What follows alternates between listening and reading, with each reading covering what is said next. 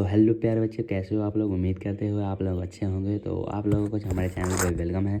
और आज इस लाइव में हम इस बारे में बात करने वाले हैं कि अगर आप लोग भी अभी 12th में प्रवेश कर गए हैं और आप लोगों ने भी अभी किसी भी बैच को ज्वाइन नहीं किया तो टेंशन लेने की ज़रूरत नहीं है। हम इस चैनल पे हिंदी क्लासेज इसके पे पूरी कोर्स जो है ना फ्री में देने वाले हैं। सभी लोगों को जो है ना पढ़ाने वाले हैं और सभी विषय का पढ़ाई किया जाएगा। ओके, तो आप लोग हमारे चैनल के साथ जुड़ सकते हैं और डेली आप लोगों को वीडियो मिलता रहेगा। आज इस वीडियो को में सभी प्रकार के ऑब्जेक्टिव शामिल है, बट कल से जो है ना वो सभी प्रकार को ऑब्जेक्टिव आप लोगों को दिया जाएगा। सभी विषय का जो है ना पार्ट बाय पार्ट आप लोगों का जो है ना ऑब्जेक्टिव कराया जाएगा। तो फटाफट से आप लोग हमारे चैनल को सब्सक्राइब कर दीजिए और हमारे चैनल के साथ जुड़े रहिए।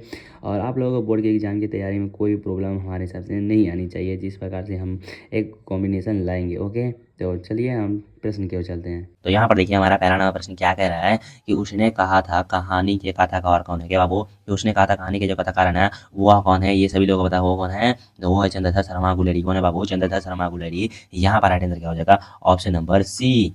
देखिए हमारा 2 नंबर प्रश्न है कि अर्धनारीश्वर के लेखक है। क्या बाबू, कि अर्धनारीश्वर के जो लेखक है ना वह कौन है। काफी इंपॉर्टेंट प्रश्न है कि अर्धनारीश्वर के जो लेखक है ना वह कौन है बाबू। तो ये सभी लोगों को पता है वो कौन है, वो रामधारी सिंह दिनकर है। कौन है बाबू, रामधारी सिंह दिनकर है। काफी इंपॉर्टेंट प्रश्न है, कौन है बाबू, रामधारी सिंह दिनकर। यहाँ पर राइट आंसर क्या होगा, option number C right answer हो जाएगा।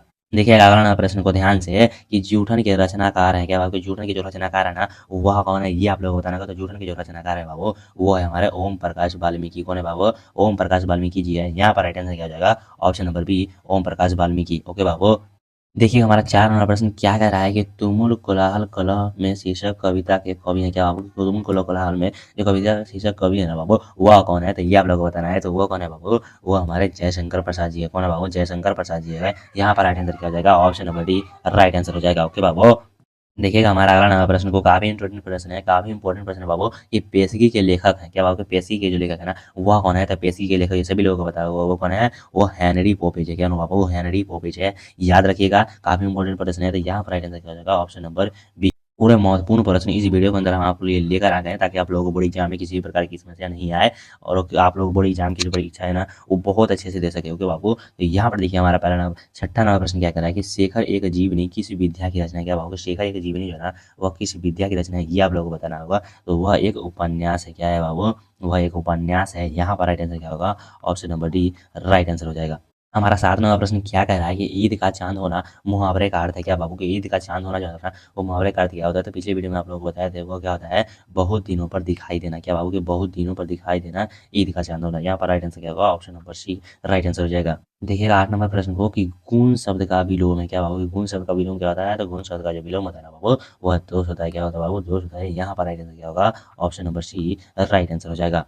अगला प्रश्न को देखिएगा कि नमक शब्द का विलोम है। क्या बाबू, नमक शब्द का जो विशेषण है। क्या बाबू, विलोम नहीं विशेषण है, क्या होगा। तो नमक शब्द का जो विशेषण होता है बाबू नमकीन होता है। क्या होता है बाबू, नमकीन होता है। आप लोगों को पता होगा, काफी इंपॉर्टेंट प्रश्न नहीं है ये, बार बार बोर्ड एग्जाम में पूछे जाते हैं कि नमक शब्द का विशेषण क्या होता है, नमकीन होता है। ओके बाबू, याद रखिएगा। यहाँ पर राइट आंसर होगा, option number A right answer हो जाएगा। देखिएगा अगला प्रश्न को कि कृतम शब्द का विशेषण क्या होगा। कृतम शब्द का जो विशेषण है ना वह क्या है बाबू। तो कृतम शब्द का जो विशेषण होता है ना बाबू वह क्या होता है, तो वो होता है प्रकृत होता है। क्या होता है बाबू, प्रकृत होता है। याद रखिएगा। यहाँ पर राइट आंसर होगा, option number A right answer हो जाएगा। देखिएगा हमारे 11वां प्रश्न को कि गिरा हुआ के लिए एक शब्द है। क्या बाबू, कि गिरा के लिए जो एक शब्द है ना वो हम क्या बोल सकते हैं, जो गिर गया है उसके लिए हमको एक शब्द बोलाना है। तो उसके बोलते हैं बाबू पतिति। क्या बोलते हैं बाबू, पतिथि बोलते हैं। यहाँ पर राइट आंसर क्या होगा, option number C right answer हो जाएगा। 12वां प्रश्न को देखिए, काफी इंपॉर्टेंट प्रश्न है कि अपमान शब्द का विलोम है। क्या बाबू, कि अपमान शब्द का जो विलोम होता है ना वह क्या होता है। तो अपमान शब्द का विलोम ये सभी लोगों को पता होगा, वो होता है बाबू हमारा सम्मान। क्या होता है बाबू, सम्मान होता है। यहाँ पर राइट आंसर क्या होगा, option number B right answer हो जाएगा। अब देखिए हमारा प्रश्न क्या कह रहा है कि गैंग्रीन क्या है। क्या बाबू, कि गैंग्रीन जो है ना वह क्या है, जो रोज कहानी का जो गैंग्रीन है ना वह क्या है बाबू। तो वह एक बीमारी है। क्या बाबू, वह एक बीमारी है। यहाँ पर राइट आंसर क्या होगा, ऑप्शन नंबर डी। वह एक बीमारी है जो किससे हो जाता है, वह कांटा चुभने के बाद जो उसे नहीं निकालने के कारण जो है ना वह गैंग्रीन नामक बीमारी हो जाता है। ओके बाबू। देखिएगा 14 नंबर प्रश्न को कि आंखों के सामने के लिए एक शब्द है। क्या बाबू, आंखों के जो सामने होता है ना उसके लिए हम एक शब्द क्या बोल सकते हैं। तो उसके लिए बोलते हैं बाबू प्रत्यक्ष। क्या बोलते हैं बाबू, उसको प्रत्यक्ष बोलते हैं। यहाँ पर राइट आंसर क्या होगा, ऑप्शन नंबर बी प्रत्यक्ष। देखिएगा अगला प्रश्न क्या कह रहा है कि तार सप्ताह के संपादक कौन है। क्या बाबू, के तार सप्ताह के जो संपादक है ना वह कौन है, ये आप लोग बताने को। तार सप्ताह के संपादक जो है ना बाबू वो तो हमारे आयज्ञ जी है। कौन है बाबू, आयज्ञ जी है। यहाँ पर राइट आंसर क्या होगा, option number D right answer हो जाएगा। देखिएगा 16 नंबर प्रश्न को कि बातचीत शीर्षक निबंध के निबंधकार हैं। क्या होगा? बातचीत शीर्षक निबंध के जो निबंधकार है ना, वह कौन है? तो बातचीत किसने लिखा था? ये सभी लोगों को पता होगा, वो लिखे हुए हैं हमारे में बालकृष्ण भट्ट जी। कौन लिखे होगा? वो बालकृष्ण भट्ट जी। यहाँ पर राइट आंसर क्या होगा? Option number D right answer हो जाएगा। देखिएगा हमारा अगला नंबर प्रश्न क्या कर रहा है कि कवितावली क्या होगा? कवितावली का रचनाकार है, कवितावली के जो रचनाकार है ना, वह कौन है? तो कवितावली किसने लिखा था बाबू? तो वो लिखे हुए हैं हमारे तुलसीदास जी। कौन लिखे हुए बाबू? तुलसीदास जी लिखे हुए हैं। याद रखिएगा, काफी इंपॉर्टेंट प्रश्न है। तो यहाँ पर राइट आंसर क्या होगा? Option number B right answer हो जाएगा। सारे प्रश्न है ना बाबू बोर्ड एग्जाम से रिलेटेड प्रश्न है। पूरा बुक का निचोड़ प्रश्न इस वीडियो के अंदर लिखा गया है, ताकि आप लोगों को बोर्ड एग्जाम में समस्या जो है नहीं आए। तो हमारा 18 नंबर प्रश्न को देखिएगा कि तुम्हें क्या चाहिए, किस सर्वनाम है। क्या बाबू कि तुम्हें क्या चाहिए? सर्वनाम है, वह कौन सा सर्वनाम है, ये आप लोगों को बताना होगा। तो वो है ना बाबू हमारा संबंधवाचक है। क्या बाबू? वह एक संबंधवाचक है। यहाँ पर राइट आंसर क्या होगा? Option number B right answer हो जाएगा। देखिएगा 19 नंबर प्रश्न को कि जाति शब्द का विशेषण क्या होगा? कि जाति शब्द का जो विशेषण होता है ना, वह क्या होता है? ये प्रश्न तो हम लोग नोट कर ही लीजिएगा, क्योंकि ये प्रश्न जो है ना बाबू बहुत भी आया है कि जाति शब्द का विशेषण क्या होता है? तो वो होता है बाबू जातीय। क्या होता है बाबू? जातीय होता है। यहाँ पर राइट आंसर क्या हो जाएगा? Option number A right answer हो जाएगा। देखिएगा 20 नंबर प्रश्न को ध्यान से कि आलस का विशेषण क्या होगा? कि आलस शब्द जो होता है ना, उसका विशेषण क्या होता है, ये आप लोग बताना। तो आलस शब्द का जो विशेषण होता है ना बाबू, वो होता है आलसी। क्या होता है बाबू? आलसी होता है। याद रखिएगा, यहाँ पर राइट आंसर क्या होगा? Option number C. देखिएगा 18 नंबर प्रश्न को ध्यान से कि यथा समय कौन समास है। क्या होगी? यथा समय कौन सा जो समास है, ये आप लोगों को बताना होगा। तो वो कौन सा समास है? वह एक अव्ययी भाव समास है। क्या होगा? वो अव्ययी भाव समास है। यहाँ पर राइट आंसर होगा ऑप्शन नंबर सी। देखिएगा 22 नंबर प्रश्न को कि निम्न में से सूरदास की कृति है।